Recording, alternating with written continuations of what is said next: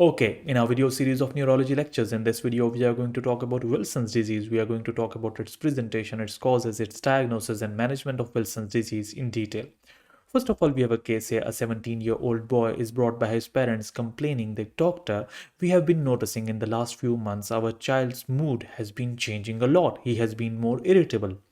Initially, we thought that this might be just a simple teenage rebellion or a simple mood swing. But now we are concerned because our child has developed this tremor in the hand. When you examine the patient, you find that the patient has abnormal gait. The gait is slow, more like a Parkinson's gait. The patient is also having tremors in the hand, neurological symptoms, psychiatric symptoms. When you do the baseline investigations, you find out that the patient's liver function tests are also elevated LFTs. When you examine the patient's eyes, you find a brown ring around the cornea. This is a classical presentation of Wilson's disease. Young man with neurological findings, psychiatric findings, elevated liver function test, and a ring around the cornea.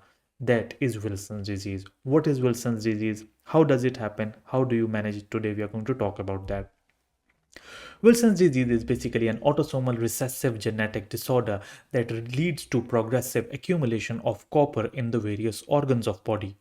Now, as I discussed in my video on hemochromatosis, most of the metabolic problems, most of the enzyme related problems are usually autosomal recessive, and most of the body structure related problems are autosomal dominant. That is not a rule of thumb, but that is something that can help you remember most of the diseases. And 80% of the cases, when you are not sure that what is the answer, whether it is an autosomal recessive or autosomal dominant disease, you would mark the question right in exam. So in Wilson's disease, there is progressive accumulation of copper, and that result in toxicity, and that toxicity results in signs and symptoms of Wilson's disease. So what goes wrong in Wilson's disease? In Wilson's disease, what happens is that there is a mutation of ATP7B gene. ATP7B gene is involved in transport and excretion of iron from the body. Basically, from the liver, iron is excreted in the bile, it goes to the gut and is excreted in the stools. Now, what happens in this gene mutation is that there is reduced biliary copper excretion. Copper is not excreted in the bile, therefore copper accumulates in the liver and then it is spilled back into the blood. So the copper builds up in the body and copper is not getting excreted properly. Therefore, excess of copper takes place in the blood. The second mechanism by which ATP7B gene mutation causes Wilson's disease is that it does not let copper bind to its transporter ceruloplasmin. Ceruloplasmin normally carries copper, it binds copper with it, and it transports the copper to the places where it is required for running the enzymatic reactions. Now, when the copper cannot bind to ceruloplasmin, this copper is present freely in blood, and that free copper in blood will deposit in various organs and result in toxicity. So, ATP7B gene mutation causes decreased copper incorporation into ceruloplasmin and reduced biliary excretion. Both of these results in increased free copper in blood. When there is increased free copper in blood, that is an oxidizing agent that will cause damage to liver, cornea, CNS, specifically basal ganglia. It is very high yield point, commonly tested in exams, and it affects the kidneys. Now, coming to the clinical presentation of Wilson's disease, when the copper cannot be excreted from liver, the liver would swell up, the stores would swell up, there will be hepatosplenomegaly, you would see jaundice, acute hepatitis, liver damage. When the copper accumulates in iron, it would cause Kayser Fleischer rings, very high yield, very important point. Kayser Fleischer rings occur when the copper deposits in the descendant membrane of cornea, a very high yield point, commonly tested in exams, that in which area of eye the copper deposits. It's the descendant membrane. And if you find Kayser Fleischer ring, it's highly characteristic of Wilson's disease. But in many cases, you won't be able to find Kayser Fleischer rings. So you cannot rule out the diagnosis if you are unable to find Kayser Fleischer rings. But if you see Kayser Fleischer rings, then it is highly characteristic that this patient is having Wilson's disease. Now, if you see the eye of this patient, if you see the rim of the cornea, there is this golden brown ring. This golden brown ring is basically the KF ring, Kayser Fleischer ring, characteristic of Wilson's disease. Now, in some patients, when you look within the pupil into the lens of the patient, what you would see is that sometimes you would find cataract, and that cataract is called as sunflower cataract. Wilson's disease can sometimes cause cataracts, and those cataracts appear like a sunflower. That is also a characteristic, but KF ring is the most important eye feature that you have to remember. Now, a very high yield point in Wilson's disease is the neurological findings. When the copper deposits in the brain, it would cause neurological findings, and it most commonly deposits in the basal ganglia. When it deposits in the basal ganglia, it most commonly affects putamen. It also affects globus pallidus and sometimes caudate as well. But the most common area affected in the brain is putamen, a commonly tested point in exams. Now, if it affects basal ganglia, it would affect substantia nigra, it would cause Parkinson's. Parkinson's in a young patient is Wilson's disease until proven otherwise. I cannot stress on this point anymore.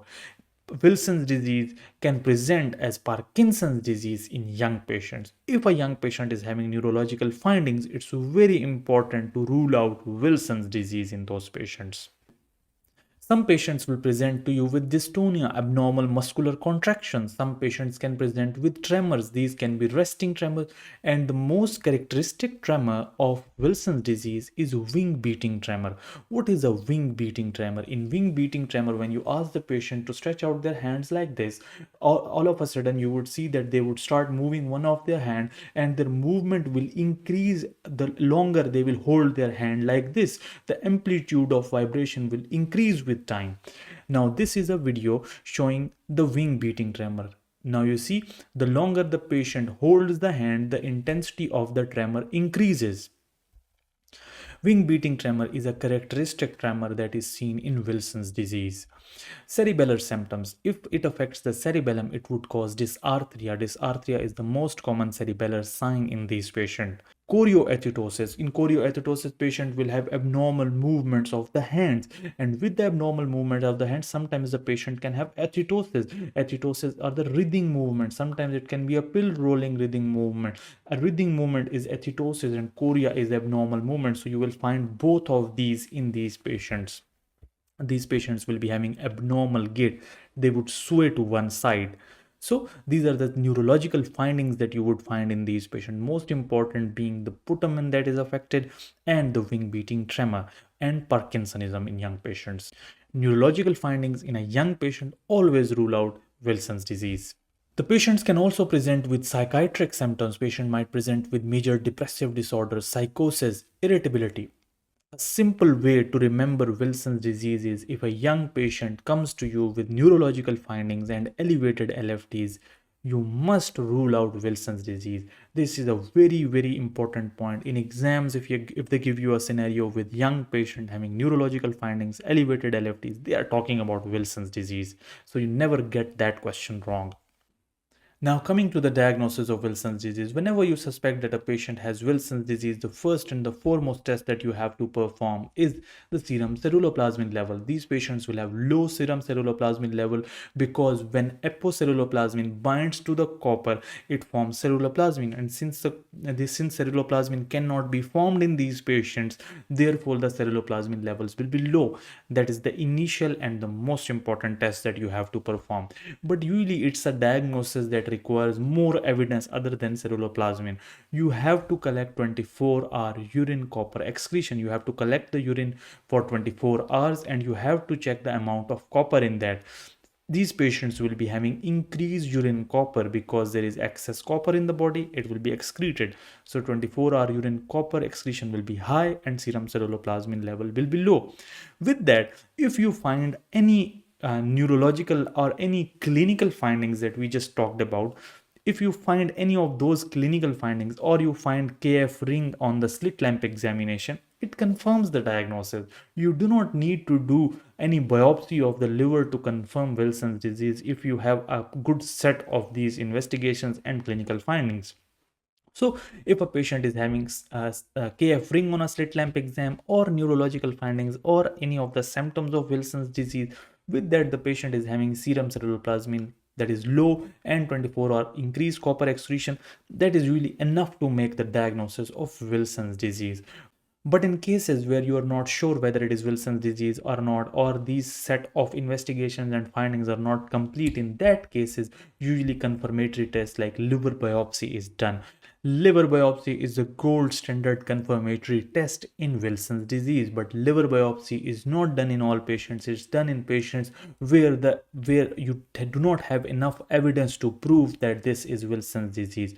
So if you have these findings and the clinical findings, it is sufficient to make the diagnosis and you do not need a liver biopsy. But in exams, the confirmatory gold standard test is liver biopsy.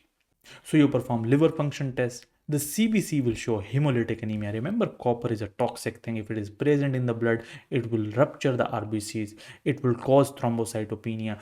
If a patient is having recurrent hemolytic anemia and the Coombs test is negative, Wilson's disease is an important differential in such patients. Whenever you perform MRI in patients with Wilson's disease, you will find a sign called as giant panda sign.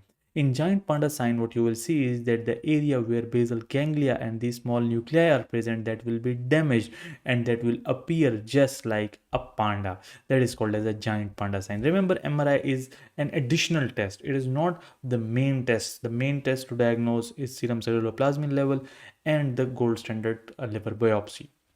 Now, an important point for clinical practice is that whenever you find acute liver failure with non-immune hemolytic anemia, where the Coombs test is negative but the patient is having recurrent hemolytic anemia and the patient is having liver failure, that is something indicative of Wilson's disease. Screen for Wilson's disease in such patients. Now coming to the treatment and management of Wilson's disease. In the treatment of Wilson's disease, remember, it's very simple. You have to give chelating agents. Chelating agents bind copper and remove copper from the body. The first line agent is penicillamine. Very high yield, very important, commonly tested in exam. Penicillamine as an antidote for copper toxicity. So other option we have is trientine, an alternative to penicillamine. But penicillamine is the first line. You start these drugs slowly because they can worsen neurological function if given rapidly. And then for the maintenance therapies, zinc salts or low dose chelators can be used. Remember, zinc reduces copper absorption in Wilson's disease. Very high yield point, very important point. Sometimes zinc is given in these Wilson's disease patients, zinc supplements, because they reduce copper absorption in these patients. So for the maintenance therapy, you can use zinc salts or you can use chelator, but in a lower dose for maintaining the low copper levels in these patients. Chelating agents should be titrated slowly because they can exacerbate neurological symptoms because you are chelating a lot of copper store out of the body. Therefore, they can deposit in the brain and worsen neurological function. So you do not want a sudden spike of copper in the blood.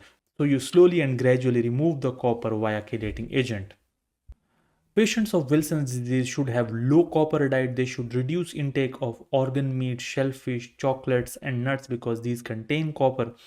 And if a patient is having Wilson's disease, it's important to do family screening because other members can also be affected by Wilson's.